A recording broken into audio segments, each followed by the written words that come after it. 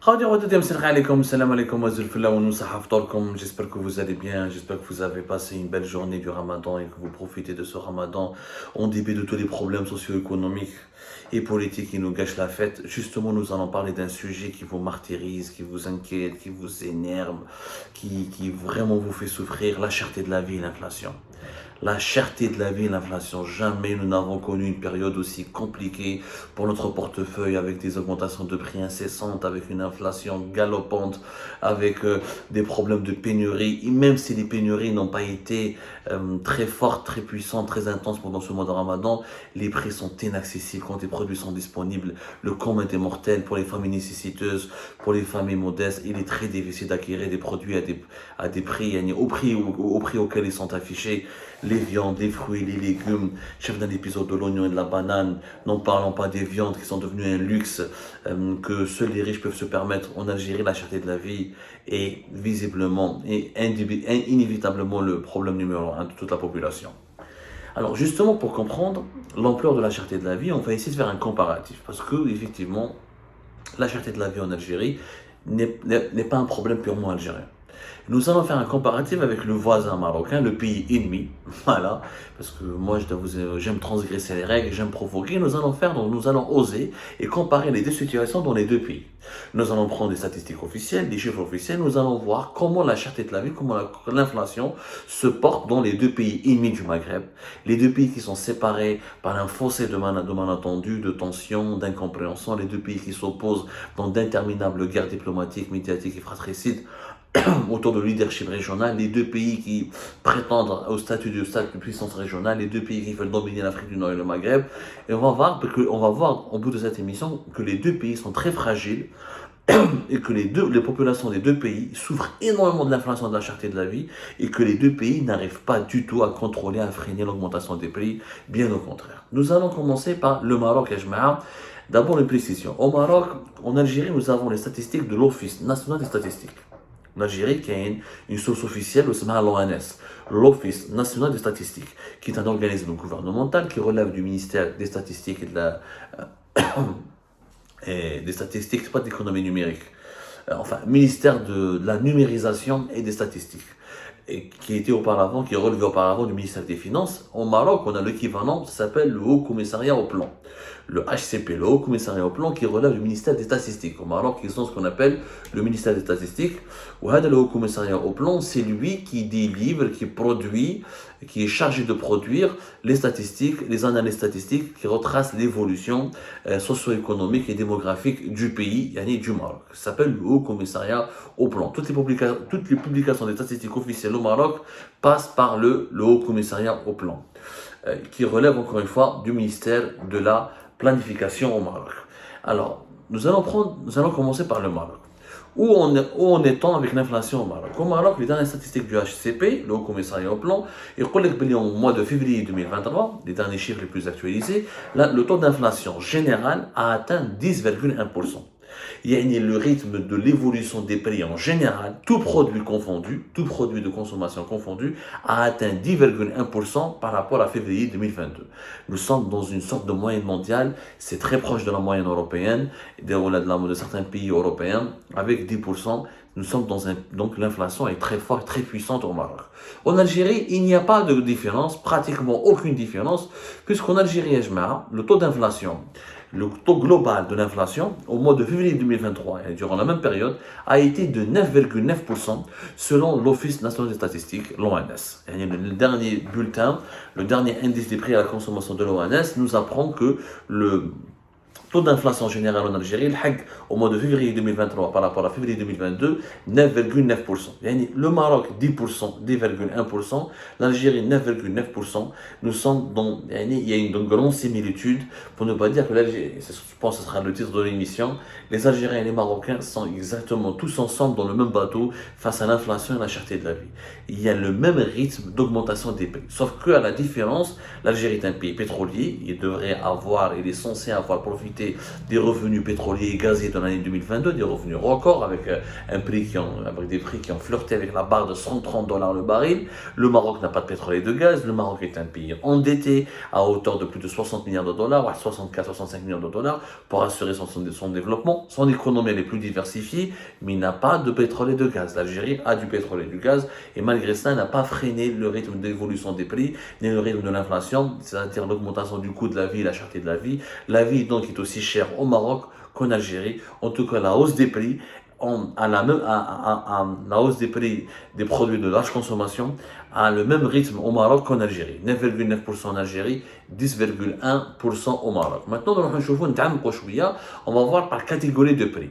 Au Maroc, par exemple, on va prendre des produits alimentaires. Les produits alimentaires ont augmenté en février 2023 par rapport à février 2022. Et en l'espace d'une année, ils ont augmenté de plus de 20%.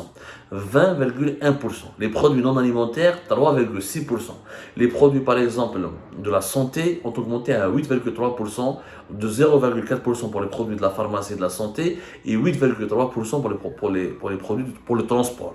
Comme le Maroc ne produit pas de pétrole, il importe beaucoup les carburants, il est tout à fait normal qu'au Maroc, le prix du transport augmente de plus de 8%.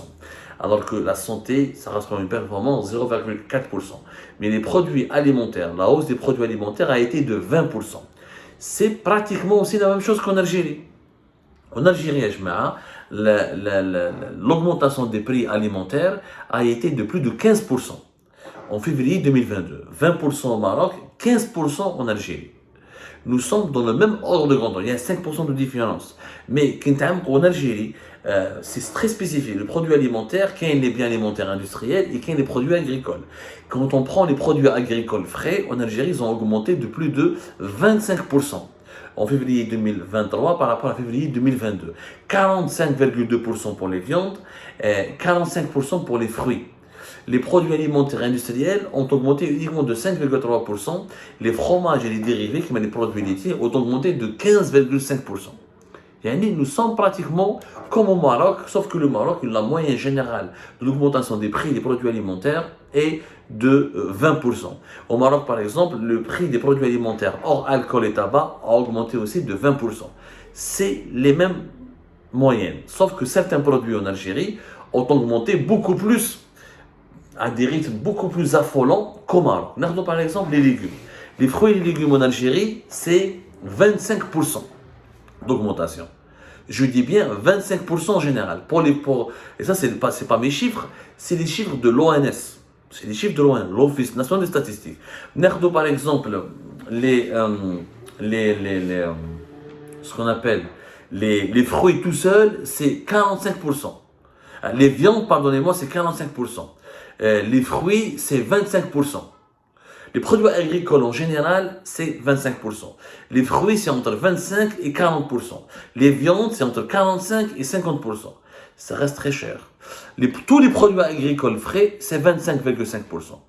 Au Maroc, c'est quand même beaucoup moins. Les augmentations des prix des viandes ont été uniquement de 4,3%. Le lait, le fromage et les œufs, 2,3%.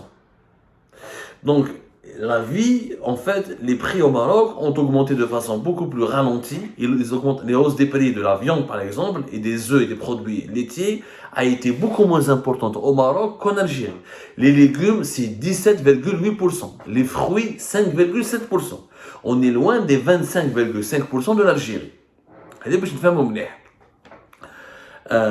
Au Maroc, contrairement à l'Algérie, en Algérie, nous avons un indice des prix qui est calculé uniquement sur la base de la ville d'Alger.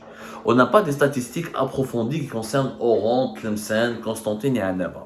L'ONS, l'Office national des statistiques, ne travaille que sur la base d'un indice des prix à la consommation en ce qui concerne Alger. Il y a des prix, il y a des indications, il y a des chiffres qui sont donnés par l'ONS, mais il compare Alger par rapport aux autres régions du pays. Il y a une moyenne d'augmentation des prix qui est calculée pour l'ensemble des autres régions du pays, une moyenne spécifique à Alger. Au Maroc, c'est différent, il y a une moyenne régionale. Il y a un indice des prix à la consommation de chaque ville. Par exemple, le Husseymia, ça a augmenté de 2,8%. 2,6%. في بني ملال de 2,5%. في الرشيدية 2,4%. في Marrakech et Tanger 2%. Donc il y a des chiffres plus ou moins localisés. En Algérie, on ne peut pas comparer parce qu'on n'a que Alger et le reste du pays, donc on n'a pas les chiffres sérieux. Donc, Hadi, c'est une petite comparaison qui peut nous amener à faire une conclusion. C'est que l'Algérie, malgré son pétrole et son gaz, a subi une augmentation des prix incontrôlable.